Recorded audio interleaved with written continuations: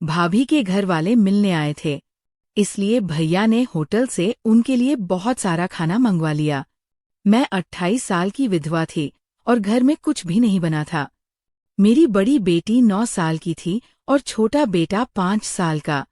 वे दोनों देर से भूख से तड़प रहे थे, लेकिन फ्रिज पर ताला लगा हुआ था। मजबूरी में जब मैंने भाभी से बच्चों के लिए खाने की गुजारिश की तो 35 साल के भाई ने सबके सामने मुझे थप्पड़ मार दिया और घर से निकालते हुए कहा, मेहमानों के सामने खाना मांगकर तुमने मेरी नाक कटवा दी है, अब तुरंत निकल जाओ मेरे घर से। मैं बच्चों को लेकर सड़क पर आई। कोई मदद करने या भीख देने को तैयार नहीं था। आखिर एक गाड़ी वाले ने कहा, रात मेरे साथ गुजार लो, तुम्हें 5,000 रुपये दूंगा। मैं मजबूर होकर चली गई, मगर कमरे में घर के अंदर मेरे बच्चे भूख से बिलख रहे थे। उनकी भूख मुझे भीतर तक चीर रही थी। 4 मेहमानों के लिए भैया ने 10 आदमियों का खाना मंगवाया था, लेकिन मेरे मासूम बच्चों को देने के लिए उनके पास कुछ भी नहीं था। फ्रिज पर अब भी ताला लगा था। मेरा मन हुआ कि ताला तोड़ दूं, मगर मेरे हाथ कांप रहे थे। सोचती रही, अपने ही घर में अपने ही लोगों से इज्जत की रोटी मांगना इतना मुश्किल क्यों लग रहा है? जब दरवाजे अपने ही बंद कर ले तो इंसान कहाँ जाए? मैं दीवार से लगकर अपने बच्चों को देख रही थी। छोटा बच्चा प्यास से अपने हंट चबा रहा था और बड़ी बेटी रो रो कर आंखें लाल कर चुकी थी। वे दोनों मुझे चुपचाप देख रहे थे, जैसे मुझसे पूछ रहे हो, मम्मी खाना कब मिलेगा? पर मेरे पास कोई जवाब नहीं था। मैंने दुपट्टा मुंह पर दबाया और बाहर जाकर आंगन में बैठ गई। दिल इतनी तेज धड़क रहा था कि जैसे फट जाएगा। यही वो घर था जहां कभी खुशियां और खुशबू बसी रहती थी। अब वहां सिर, भूख, खामोशी और बेबसी रह गई थी। हिम्मत करके मैं धीरे धीरे भाई के कमरे के दरवाजे तक पहुंची और दस्तक दी। भाभी जो 33 साल की थी झुझलाकर बाहर निकली और बोली, हाँ जी क्या चाहिए? उनका लहजा हमेशा की तरह कठोर था। मैंने बहुत नरमी से कहा, भाभी जरा सा खाना दे दीजिए, बच्चे भूखे हैं। मेरी आवाज घुटी हुई थी। वो हंसते हुए बोली, ड्रामे बंद करो, हमें पता है तुम्हें तो बस हमदर्दी कमानी है, ये तुम्हारी समस्या है, हर बार हमें क्यों संभाले? मैंने फिर विनती की, खुदा के लिए कुछ दे दीजिए, बच्चों ने सुबह से कुछ नहीं खाया। वह बोली, तुम्हें तो आदत है हर छोटी सी बात पर रोने की, अब हमें बेवकूफ बनाने की कोशिश मत करो। तभी पीछे से भाई आ गया और बोला, क्या तमाशा लगाया हुआ है? भूख तो तुम्हारे लिए बस एक बहाना है, खुद कुछ नहीं करती और लोगों से मांगना आता है। मैंने रोते हुए कहा, भाई बच्चों की भूख बहाना नहीं होती, एक बार आकर देख लो क्या हाल है। फ्रिज पर भी भाभी ने ताला लगा दिया है। वह बोला, हाँ वह ताला तुम्हारे लिए ही लगाया है ताकि खाना बर्बाद ना हो। तुम्हें तो कोई काम नहीं आता, बस घर में रहना और रोना आता है, अब बस भी करो। मैं चुपचाप कमरे में लौट आई। उस वक्त मैं सिर्फ एक माँ थी जिसका हौसला टूट चुका था। आंखें बंद की तो आंसू बह निकले। छोटे बच्चे को गोद में उठाया तो बड़ी बेटी ने मेरा हाथ पकड़कर पूछा, मम्मी पापा कब आएंगे? ये सवाल रोज मेरे दिल को छलनी करता था और आज इसका जवाब देना और भी मुश्किल था। मैं बस इतना कह सकी, वो जल्दी आएंगे बेटा, तुम प्रार्थना करो। लेकिन अंदर से मैं पूरी तरह बिखर गई थी। रात हो चुकी थी।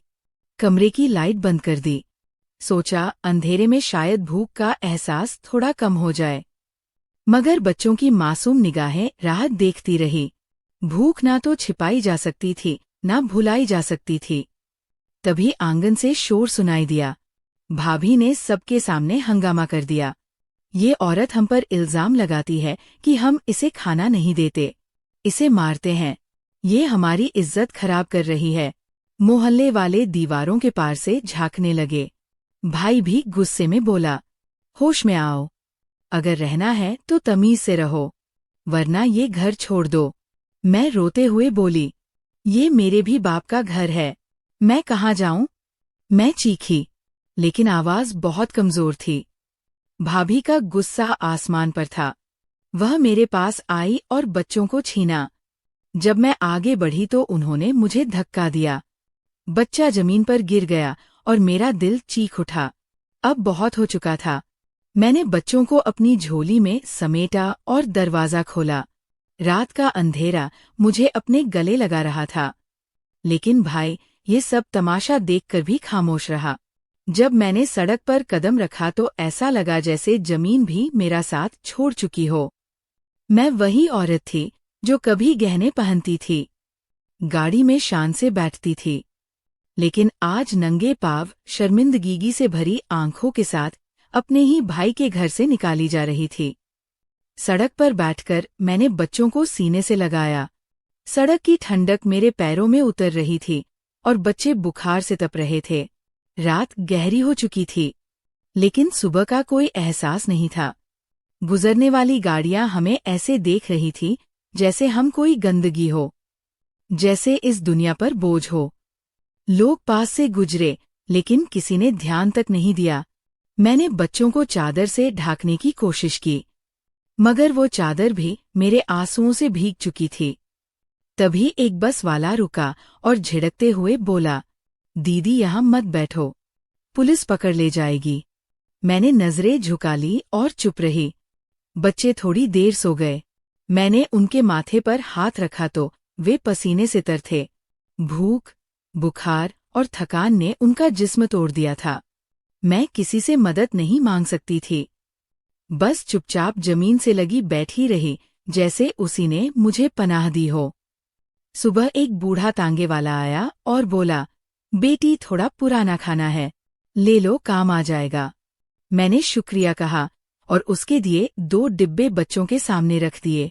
छोटी ने जो रोटी उठाई तो उसके हाथ कांप रहे थे, लगा जैसे रोटी भी गिर जाएगी। मैंने भी एक निवाला लिया, मगर गले से नहीं उतरा। पूरा दिन हमने उसी सड़क पर काटा। बच्चे सोते जागते रहे। दोपहर को पुलिस आई। एक सिपाही ने सख्त लहजे में पूछा, यहाँ क्या कर रही हो? यहाँ बैठने की जगह नहीं है। मैंने कहा, थोड़ी देर में चली जाऊंगी, बच्चे बीमार हैं। उसने घूर कर कहा, बस बहुत हुआ, अब यहाँ से हटो। मैंने बच्चों को उठाया और पास की दीवार के किनारे जाकर बैठ गई। वहां मजदूर काम कर रहे थे। उनमें से एक ने पानी की बोतल दी। मैंने जल्दी से बोतल खोली और बच्चों को पानी पिलाया। तभी एक कुत्ता हमारे पास आकर बचा हुआ खाना सूंघने लगा। मैंने उसे हाथ से हटाया तो बेटी डरकर मेरे साथ चिपक गई और बोली, मम्मी ये हमें काट लेगा। मैंने उसे तसल्ली दी, नहीं बेटा, ये भी हमारी तरह भूखा है। तभी एक बड़ी नई लग्जरी गाड़ी हमारे सामने आकर रुकी। उसका वहां रुकना अजीब था। दरवाजा खुला और एक लंबा कोट पहने करीब 40 की लग रही एक औरत बाहर निकली। उसका चेहरा गंभीर था, मगर उसमें नरमी थी।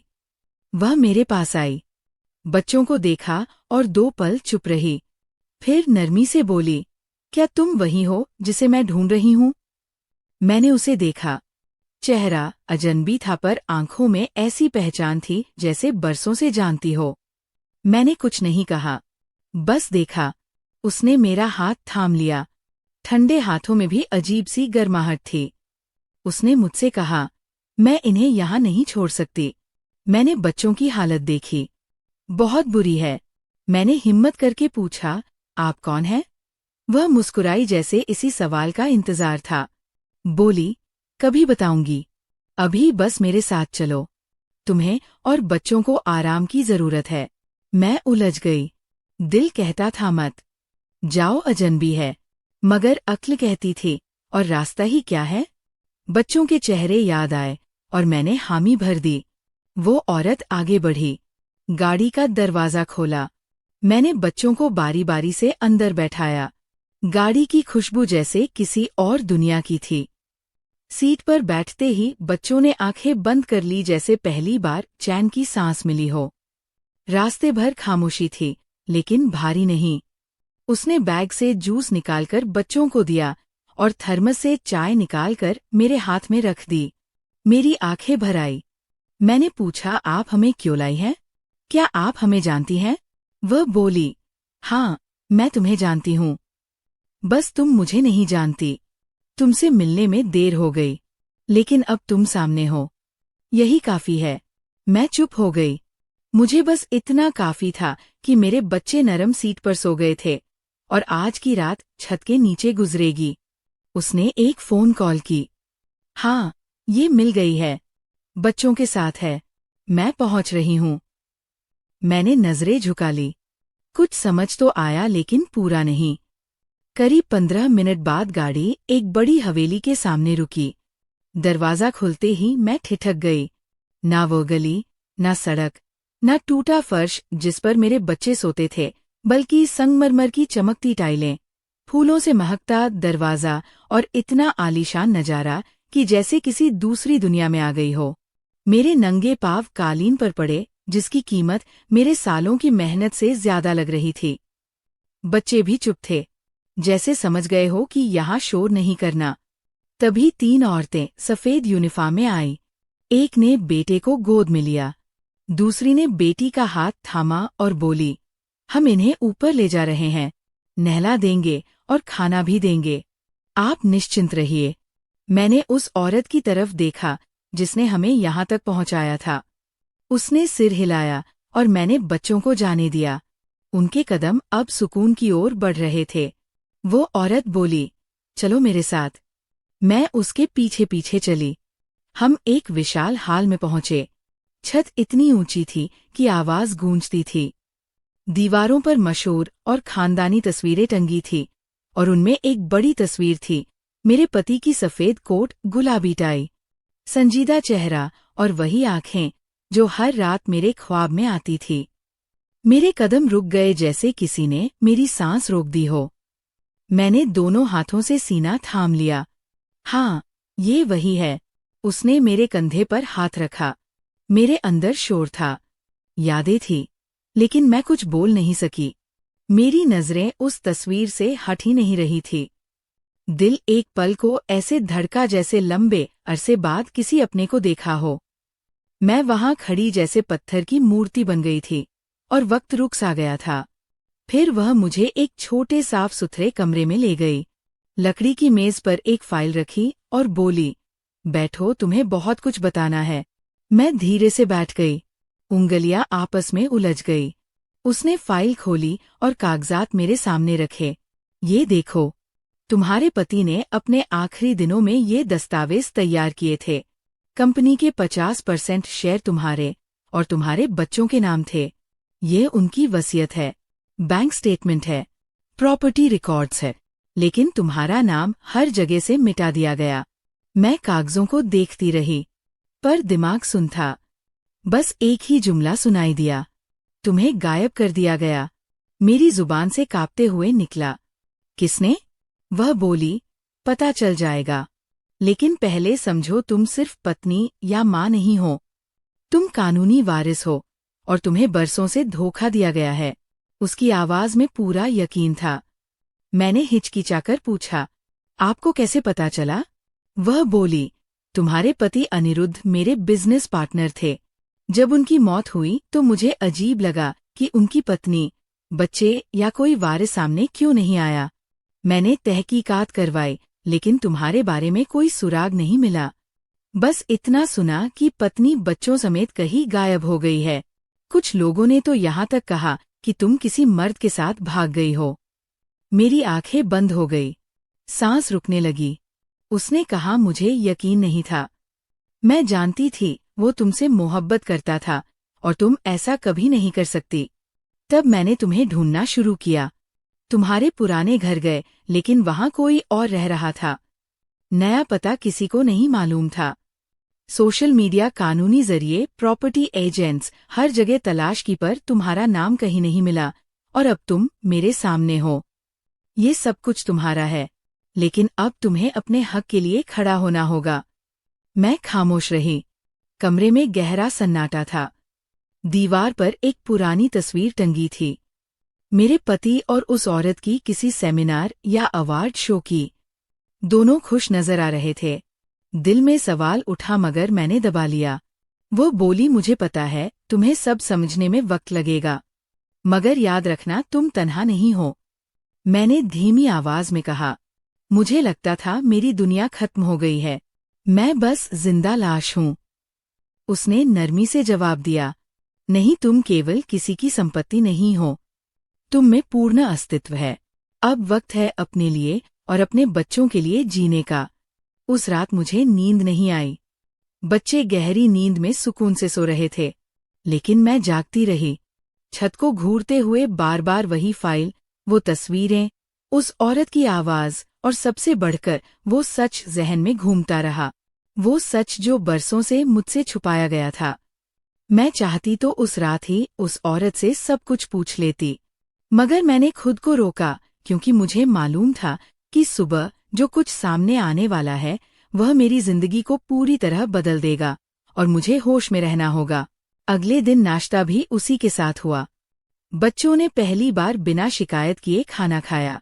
वो जगह, वो बर्तन, वह नौकर, सब कुछ मेरे लिए अजनबी था, जैसे कोई सपना हो। लेकिन मैं उसे सच मानने पर मजबूर थी, क्योंकि अब मेरी हिम्मत झूठ सहने की नहीं बची थी। सुबह 10 बजे वो औरत फिर मेरे कमरे में आई। इस बार उसके हाथ में एक फाइल थी। उसने पूछा, क्या तुम तैयार हो?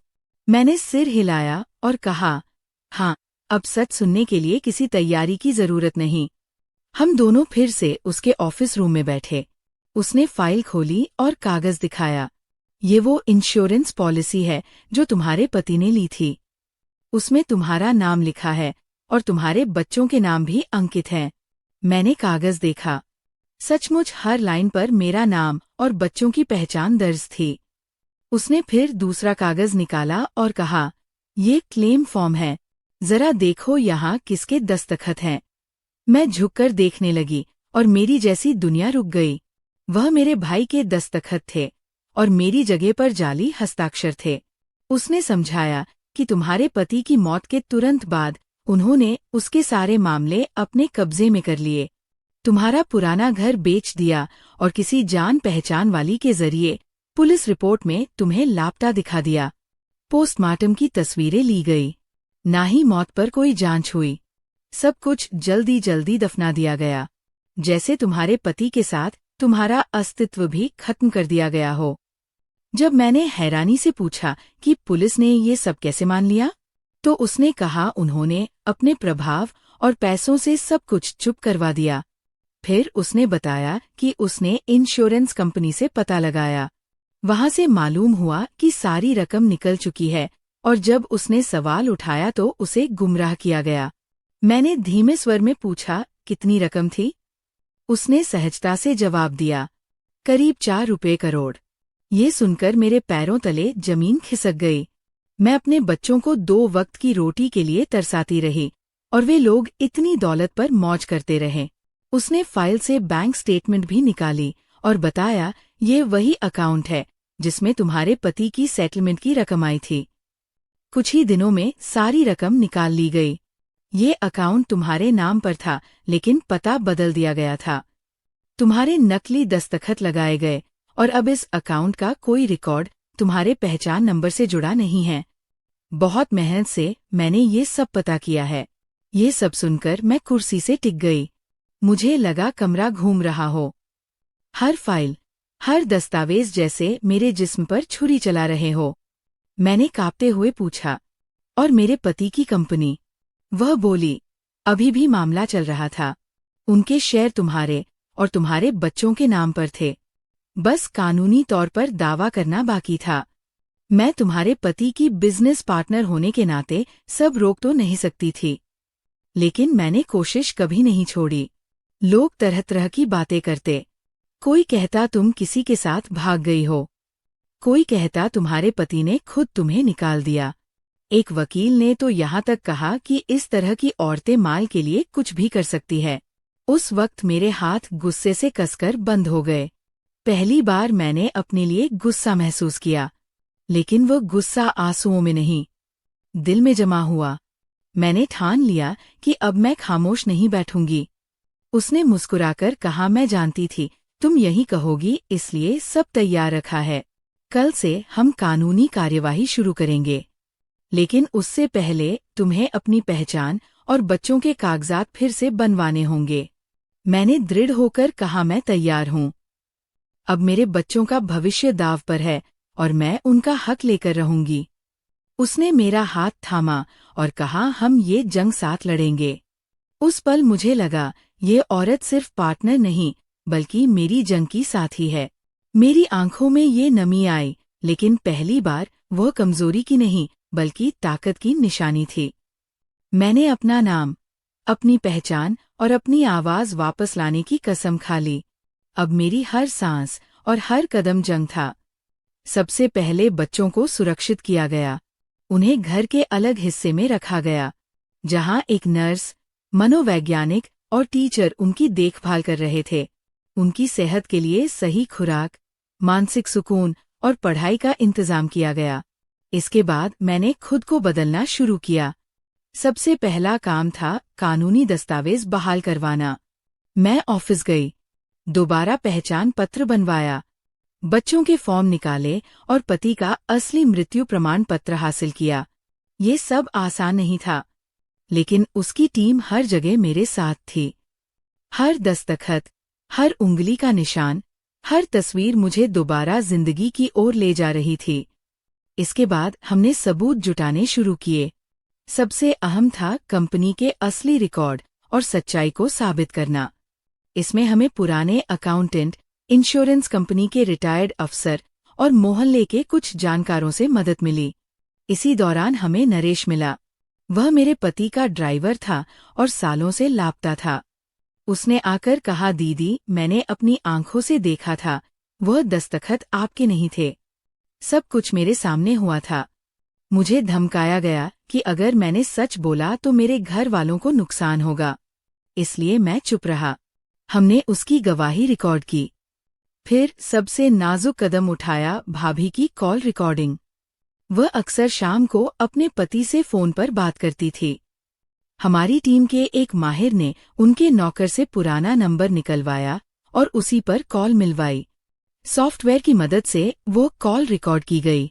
उसमें भाभी से पूछा गया, सुनो, तुमने फ्रिज पर ताला क्यों लगाया था? भाभी की आवाज आई, तुम्हें तो पता है, अगर मैं ताला न लगाती तो वो औरत कभी घर न छोड़ती।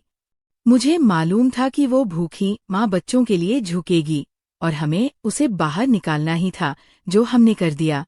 अब वह चली गई है और हम सुकून से रह सकते हैं। अब हम उसके पैसों पर मौज करेंगे। ये सुनकर मेरे हाथ कांप उठे। मैंने मोबाइल की स्क्रीन बंद कर दी, लेकिन वो आवाज मेरे दिमाग में गूंजती रही। रिकॉर्डिंग पूरी होने के बाद मैंने उसे हमारे वकील को दे दिया। ये सबूत ऐसा था जिसे कोई नकार नहीं सकता था, क्योंकि यह उनकी ही जुबान से निकला सच था। अगले दिन मैंने करीब 3 साल बाद पहली बार भाई को फोन किया। उसने मेरी आवाज सुनते ही पहचान लिया और पूछा, तुम कहाँ से बोल रही हो? मैंने जवाब दिया, वहीं से जहां से तुमने मुझे मिटाने की कोशिश की थी। पर मैं बच गई और अब सब जान चुकी हूँ। इंश्योरेंस की रकम, जाली दस्तखत और फ्रिज पर ताला, सब। वह गुस्से में बोला, क्या बकवास कर रही हो? किसके कहने पर ये सब बोल रही हो? मैंने दृढ़ता से कहा, सबूत मेरे पास है और कानूनी कार्यवाही शुरू हो चुकी है। अब अदालत फैसला करेगी। वह कुछ देर चुप रहा और फिर बोला, तुम्हें पता नहीं तुम किससे टकरा रही हो?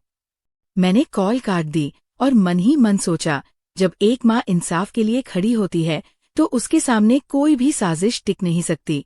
अगली सुबह सिक्योरिटी ने खबर दी कि कोई गाड़ी जबरदस्ती गेट से अंदर घुसने की कोशिश कर रही है।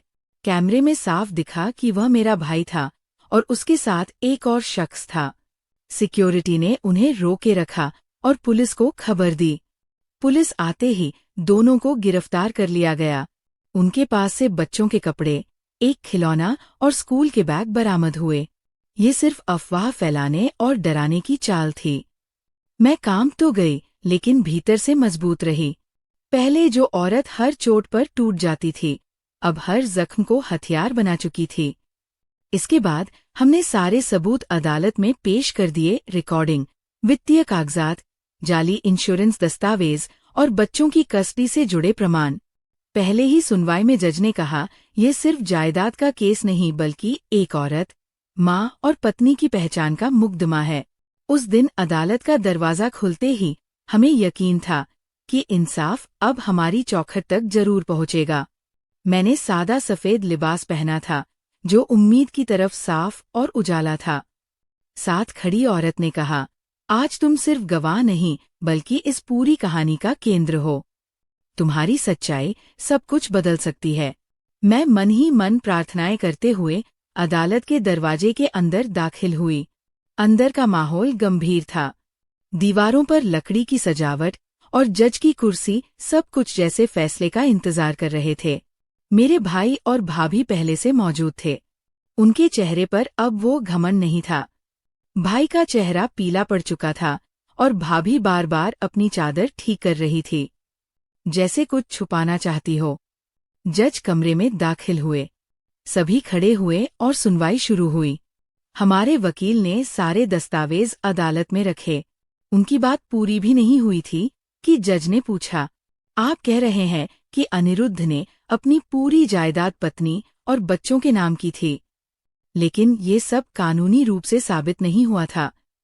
हमारे वकील ने आस्था से फाइल की ओर इशारा करते हुए कहा कि ये वसीयत जो अनिरुद्ध के दस्तखत के साथ नोटराइज है, मजबूत सबूत है। मगर समस्या ये है कि किसी ने इस कागजात को छिपाकर एक झूठा क्लेम दाखिल किया और पूरी बीमा की राशि अपने नाम पर ले ली। इस दौरान एक औरत खड़ी हुई और खुद को कंपनी की साझेदार बताते हुए कहा कि उसने अनिरुद्ध के साथ वर्षों कारोबार किया और अनिरुद्ध ने अपनी पत्नी और बच्चों को ही अपना उत्तराधिकारी घोषित किया था। लेकिन जब उसने उनसे संपर्क करना चाहा तो बताया गया कि वे लापता है और समाज में उनके चरित्र पर सवाल उठाए गए। उसने कहा कि उन्हें ढूंढने में करीब 3 साल लगे। जज ने ये सुनकर फाइल का गहराई से अध्ययन किया। फिर मेरे भाई के वकील ने कहा कि ये सबूत अब पहली बार सामने आया है, पहले कभी अदालत के रिकॉर्ड में शामिल नहीं था। जज ने गंभीरता से पूछा, अगर प्रभावित पक्ष गायब था तो ये सवाल ही नहीं उठता कि वो पहले क्यों नहीं आया। असली सवाल ये है कि उन्हें गायब क्यों किया गया। इसके बाद बैंक से गवाह बुलाया गया, जिसने स्क्रीन पर बैंक स्टेटमेंट दिखाया कि अनिरुद्ध की मौत के कुछ दिन बाद ही पूरी राशि निकाल ली गई थी। उसने साफ कहा कि ये क्लेम, दस्तखत और पहचान पत्र सब नकली थे। रिपोर्ट दर्ज करवाई गई, लेकिन असली अपराधी का कोई सुराग नहीं मिला। मैं बस खामोश सुनती रही। मेरा भाई पेशानी पर बार बार हाथ फेर रहा था और भाभी अपनी कुर्सी पर सिमटती जा रही थी।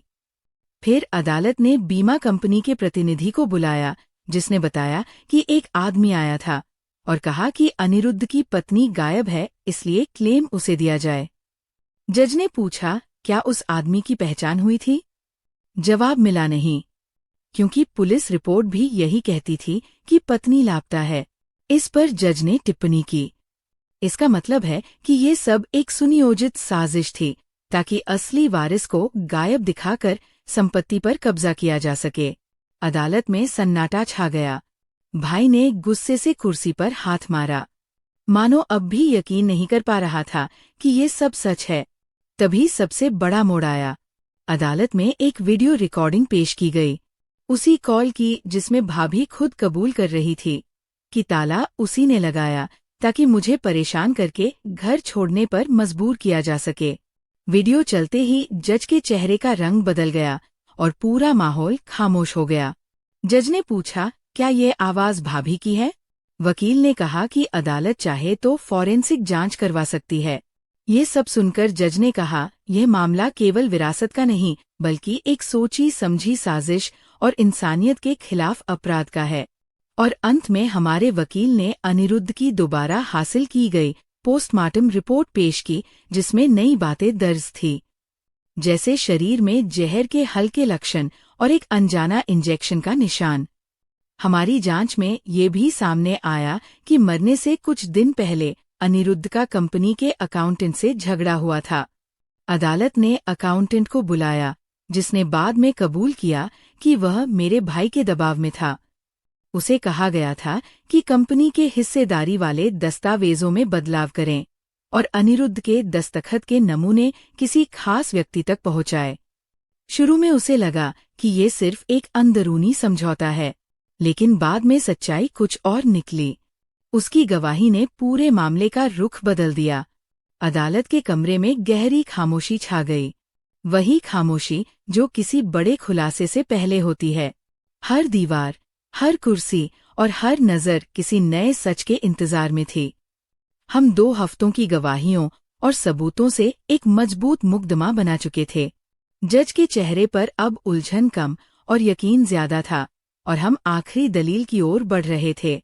तभी उस दिन वो औरत जिसने मेरे लिए सब कुछ किया था, अदालत में दाखिल हुई, लेकिन इस बार वो अकेली नहीं थी। उसके साथ सफेद कपड़ों में एक मर्द था, जो किसी नर्स का सहारा लेकर धीरे धीरे चल रहा था। उसकी चाल में कमजोरी झलक रही थी, जैसे वो लंबी बीमारी और तकलीफ से गुजरा हो। चेहरे पर जिंदगी की हल्की चमक थी, मगर आंखों में अब भी पूरी रोशनी नहीं लौटी थी। जैसे ही वो दरवाजे के करीब पहुंचा, मेरी सांसें थम सी गई, निगाहें कुछ पल के लिए जड़ हो गई, और फिर दिल जोर से धड़कने लगा। मैं खड़ी हो गई, बच्चों को पास बुलाया। बड़ी बेटी ने मेरा हाथ पकड़कर पूछा, मम्मी ये कौन है? मैंने कुछ नहीं कहा, बस नजर से उस तरफ इशारा किया। वह मर्द धीरे धीरे लोगों के बीच से होता हुआ मेरे करीब आया। उस औरत ने नरमी से मेरे कान में कहा, ये वही है जिसे तुमने कई सालों से रोते हुए पुकारा था। ये तुम्हारा पति है। मैंने अविश्वास से उसका चेहरा देखा। वक्त ने उसके चेहरे पर अपने निशान छोड़ दिए थे, लेकिन वे आंखें मैं कभी नहीं भूल सकती। उसने मेरे बच्चे की ओर देखा, अचानक जैसे कोई चिंगारी उसके जहन में कौंधी हो। उसकी सांसें तेज हो गई और वह बड़बड़ाया। ये आवाजें ए बच्चे उसके कदम तेज हो गए। वह लड़खड़ाया लेकिन रुका नहीं। मेरे बेटे के सामने आकर ठहर गया, झुककर उसका चेहरा थाम लिया। बेटा हैरान होकर मेरी ओर देखने लगा और बोला, मम्मी, ये मुझे मेरे नाम से कैसे जानते हैं? मैं पीछे नहीं हटी, बल्कि आगे बढ़ी और धीमे स्वर में कहा, ये तुम्हारे पापा है। उस पर जैसे सब कुछ साबित हो गया। मेरी आवाज सुनकर वह चौंक गया। उसकी आंखों से आंसू बहने लगे और बोला, तुम जिंदा हो। मैंने तो समझा था कि तुम सब चले गए हो। ये कहते ही वह मुझसे लिपट गया। उसकी बाहों में कमजोरी थी, लेकिन जज्बा जिंदा था। मैंने उसे ऐसे थामा जैसे कोई बिछड़ा हुआ पंछी अपने घोंसले में लौट आया हो।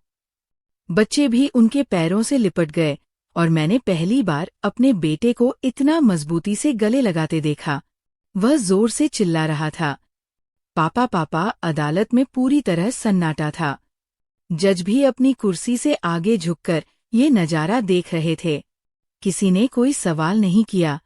सबको जैसे एहसास हो गया था कि आज की ये वापसी किसी भी गवाही से कहीं ज्यादा अहम है। तभी उस औरत ने जज से इजाजत मांगी कि ये शख्स अपना बयान दे। जज ने हामी भरी और अनिरुद्ध को कुर्सी दी गई। उसने नजरें उठाई और धीरे धीरे बोलना शुरू किया। मेरा नाम अनिरुद्ध है। मैं इस कंपनी का सीईओ था। मुझे ये यकीन दिलाया गया कि मैं मर चुका हूँ, लेकिन सच्चाई ये है कि मैं जिंदा था। मेरी तथाकथित मौत कोई हादसा नहीं, बल्कि एक साजिश थी।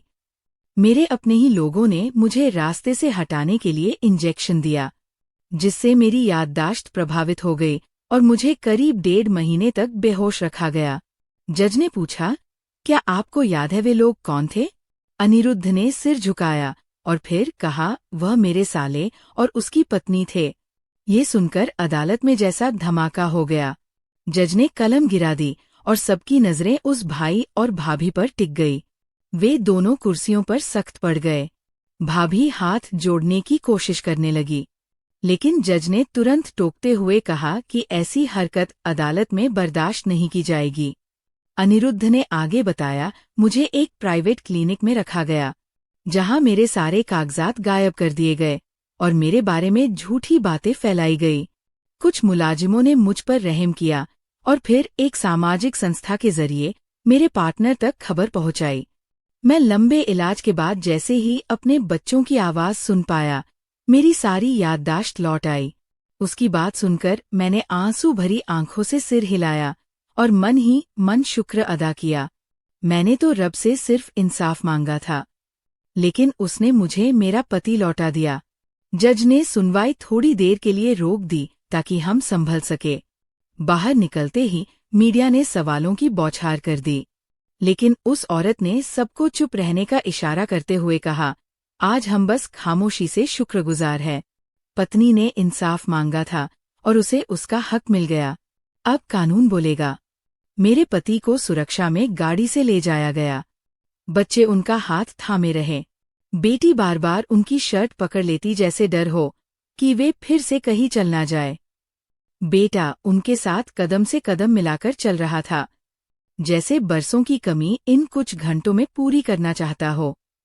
हम सब उनके साथ अपने घर लौटे, वही घर जो कल तक सिर्फ कागजों में हमारा था, आज सचमुच अपना लग रहा था। उन्हें अलग कमरे में आराम के लिए ले जाया गया। मैं उनका हाथ थामे सारी रात उनके पास बैठी रही।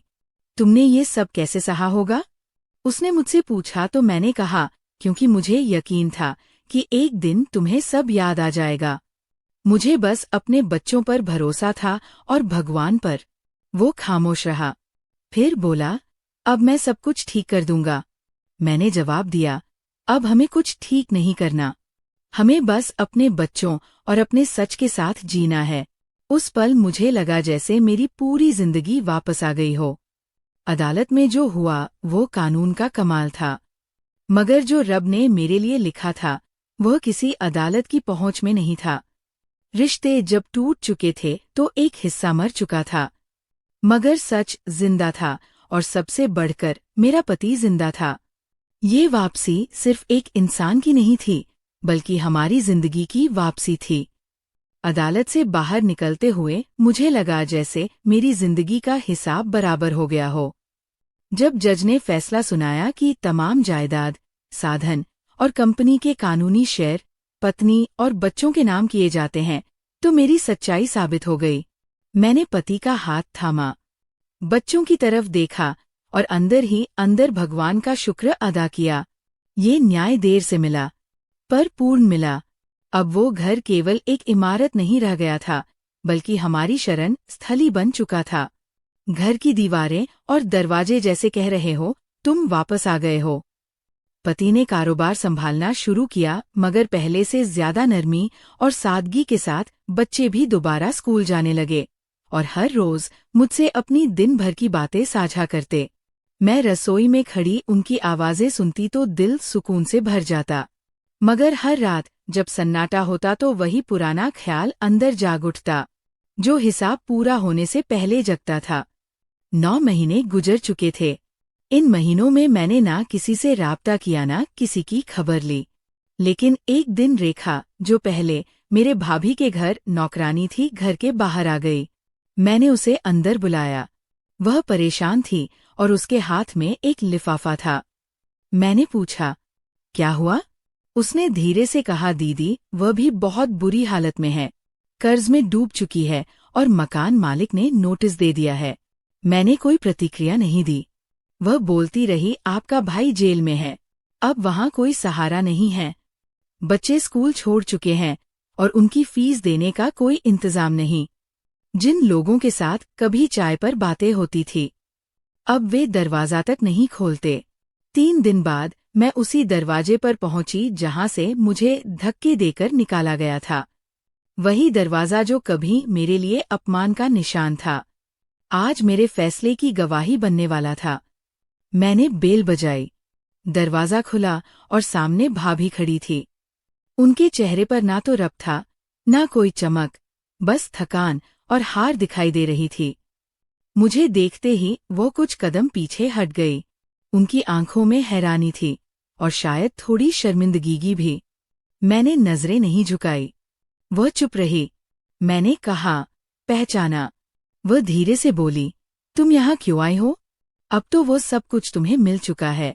मैंने शांत लहजे में जवाब दिया, मैं बदला नहीं लेना चाहती, हिसाब पूरा करने आई हूँ। उन्होंने कांपती आवाज में पूछा, कौन सा हिसाब? मैंने कहा, तुमने मेरे बच्चों को भूखा सुलाया, उनका हक छीना। अगर चाहती तो मैं भी तुम्हारे बच्चों के साथ वही करती, लेकिन मैं तुम्हारी तरह कठोर नहीं हूँ। उनकी आंखों से आंसू बहने लगे। मैंने आगे कहा, तुम्हारा कर्ज मैंने चुका दिया है, अब मकान मालिक दरवाजा नहीं खटखटाएगा। तुम्हारे बच्चों को स्कूल छोड़ने की जरूरत नहीं है और ना ही अब तुम्हें किसी के आगे हाथ फैलाने की जरूरत होगी। वह जमीन पर बैठ गई जैसे उनके पैरों तले जमीन खिसक गई हो। मैंने कहा, तुमने मेरे साथ जो किया उसके बाद भी मैंने ये जंग अपने बच्चों के लिए लड़ी, बदले के लिए नहीं। अब तुम्हारी बारी है, अपने बच्चों के लिए कुछ करो। नौकरी ढूंढो, उन्हें पढ़ाओ और उन्हें वह इज्जत वापस दो जिसे कभी तुमने छीनने की कोशिश की थी। वह सिर झुकाए रोती रही। मैंने कदम पीछे हटाए और मन ही मन कहा, मेरे लिए अब ये दरवाज़ा सिर्फ एक जगह नहीं बल्कि एक सबक है, और मैं चाहती हूँ कि तुम भी अपनी जिंदगी को सबक बनाओ, सजा नहीं। मैं लौट आई। दिल का बोझ हल्का हो गया। मुझे पता था कि सब कुछ वापस नहीं आ सकता, लेकिन इतना जरूर था कि मैं अपने ज़मीर के सामने सिर उठाकर खड़ी थी। ये जंग मैंने जीत ली थी, अपने रब, अपने ज़मीर और अपने बच्चों के सामने। यही मेरी असली जीत थी। तो दोस्तों, ये थी आज की कहानी। इस कहानी के बारे में आपकी क्या राय थी, ये कमेंट बॉक्स में ज़रूर बताइए।